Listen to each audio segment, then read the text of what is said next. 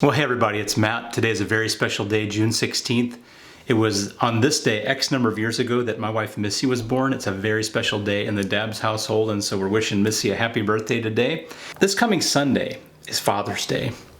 And as a preacher, that comes with some really special challenges because you're tasked with preaching a sermon that's kind of like about yourself.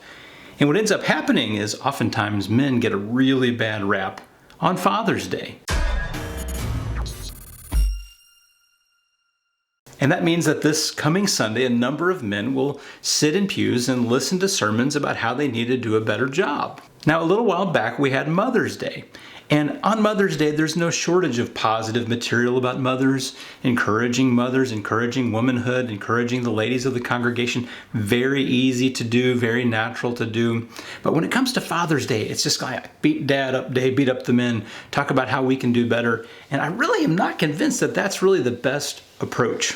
We're going to have men sit through a sermon telling them that they need to step up to the plate, that they're not doing enough, that you need to feel more guilt, you need to feel a bit more shame, you got to buck up and get the job done, that you're not being a good enough spiritual influence in your home. And we wonder why men don't come to church as much. And it's not really that hard to figure out. The truth is, both men and women have tremendous spiritual impact on their families and spiritual influence on their families. When we talk about spiritual influence of mothers on Mother's Day, it's just glowing refrains, as it should be.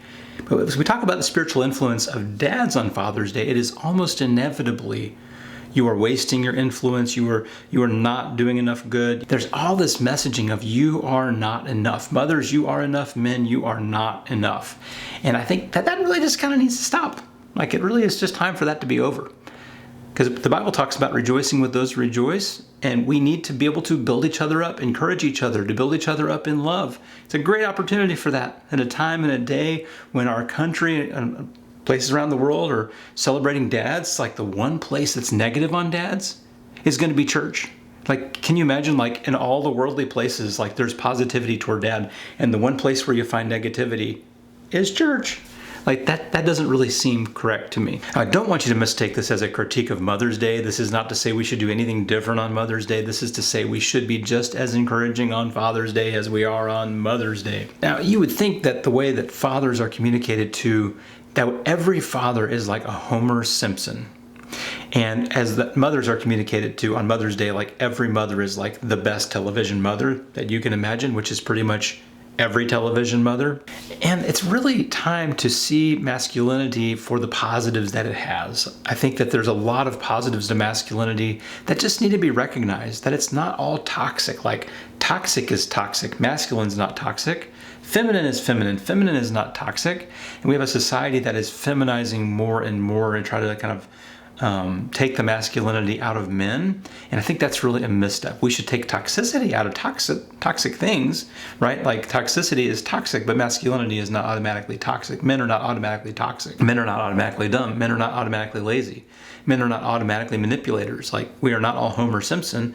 There's some amazingly positive men out there. There are men who are sacrificing for their families. There are men who are just bending over backwards to make things work in the home. And that needs to be celebrated. I think one of the reasons that this happens in church is that a lot of sermons are preached by men. And we feel it's just like a lot easier path to be self-deprecatory than it is to be congratulatory. Like, yay, men, like, we're knocking it out of the park, we're doing a killer job. It's way easier to say, man, we're looking at ourselves going, we need to do a few things better. Well, that may be the case.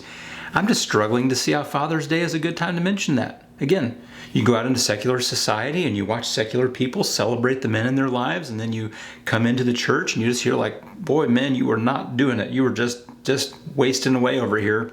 And second, I think there are cultural influences here that are just getting heavier and heavier upon men, just kind of weigh men down. It's like, you are bad for who you are is the message that's being portrayed in the world. And on Father's Day, that message comes front and center in many churches. You are not really very good just for who you are. Men are just not doing a very good job. Look, the ladies are just lapping us on this race, this spiritual race, over and over again. We got to step up, men. We got to step up, men. Father's Day, just not the time to talk about that. Not every church recognizes Mother's Day and Father's Day, but if your church does that, if you're a preacher and you're preaching this Sunday, and this is a topic that you are going to cover, then let's be graceful. Let's be kind. Let's be congratulatory. Let's be an encourager. Let's use this opportunity just to cheer people on. Not because they're perfect, not perfect. There's room to improve, and we can go down the line and figure out areas to talk about and improve on. Just like not on Father's Day. Can we just like avoid that on Father's Day? Just like save that for another week. Like save that for like August or something. Now, dads, men, you're doing a better job than you know. You're sacrificing for your family. You're putting yourself out there day in and day out. You're maybe working a job that you just really don't enjoy. And so you're doing a really good job. And this Sunday, we want to encourage. We want to celebrate. We want to spur you on to love and good deeds, as the Bible says. As one part celebrates, every other part rejoices with it. We want to celebrate you. We want to celebrate what a great job you're doing. And so don't let this Father's Day be such a time of introspection that the guilt and the shame just pile on all the more, and that, you listen to all the voices out there talking about how bad you are because you're a man. Don't listen to that stuff. That is part of what's toxic, okay? The masculine part is not in and of itself toxic. The talking about all men are toxic part is toxic.